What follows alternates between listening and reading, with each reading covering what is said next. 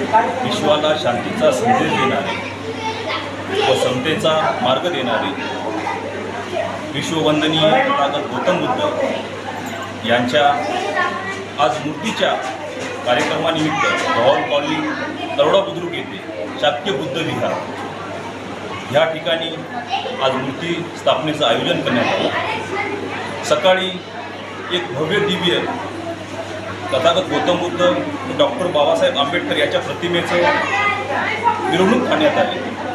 त्या मिरवणुकीमध्ये अतिशय सुंदर असा देखावा व सर्व महिला माता भगिनी पांढरे शुभ्र कपडे परिधान करून या शांतीचा संदेश व समतेचा मार्ग त्याप्रमाणे एक तरोडा बुद्रुक मुख्य रस्त्याने मिरवणूक काढण्यात आली। त्यानंतर मूर्तीची स्थापना करण्यात आली।